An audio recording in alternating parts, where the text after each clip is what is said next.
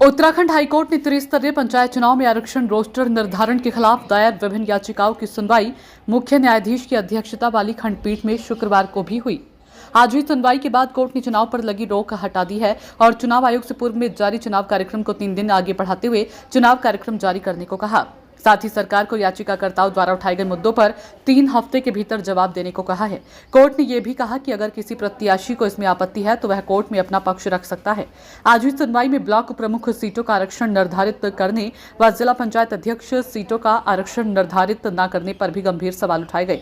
Court को बताया गया कि ब्लॉक प्रमुख व जिला पंचायत अध्यक्ष का चुनाव एक ही तरह से होता है। एक याची ने कोर्ट को बताया कि देहरादून के डोईवाला ब्लॉक में ग्राम प्रधानों की 63% सीटें आरक्षित की गई है। शुक्रवार को मुख्य न्यायाधीश नरेंद्र व न्यायमूर्ति आलोक मेहरा की खंडपीठ के समक्ष याचिकाकर्ताओं की ओर से आरक्षण रोस्टर में कई सीटों के लंबे समय से ही एक वर्ग को प्रतिनिधित्व मिलने का उल्लेख करते हुए इसे संविधान के अनुच्छेद 243 व सुप्रीम कोर्ट द्वारा समय समय पर दिए आदेशों के खिलाफ बताया।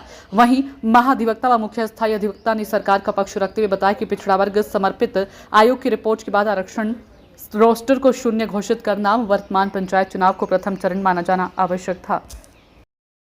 अधिवक्ता महोदय ने अभी आप लोगों को ब्रीफ किया है कि ऑनरेबल चीफ जस्टिस सर की कोर्ट में जो डिसीजन हुआ है स्टे वैकेट हुआ है और एक हमें नया शेड्यूल जारी करना है जिसको कि इलेक्शन कमीशन के परामर्श से राज्य सरकार के द्वारा नया शेड्यूल जारी किया जाएगा।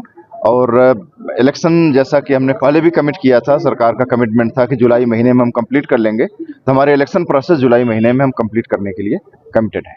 Thank you.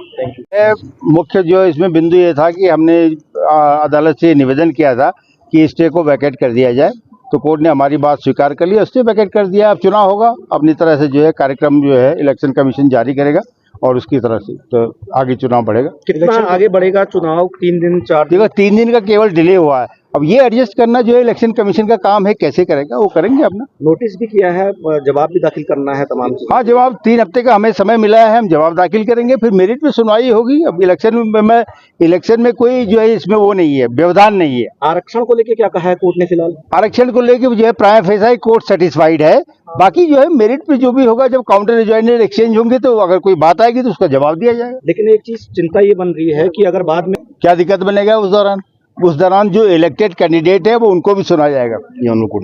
ये कोर्ट ने भी ऑब्जर्व किया है कि जब जो चुनाव जिनका हो जाएगा, जो जीत जाएंगे उनको भी सुनेगी कोर्ट, उसके बाद जो है निर्णय देगी।